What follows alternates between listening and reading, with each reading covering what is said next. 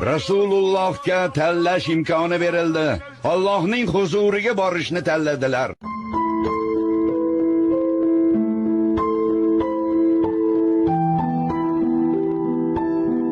Endi nima qilamiz? Bu kunni ko'rmay o'lib ketsam yaxshi edi. Rasululloh qazo qilibdilar. Rasululloh o'libdilar.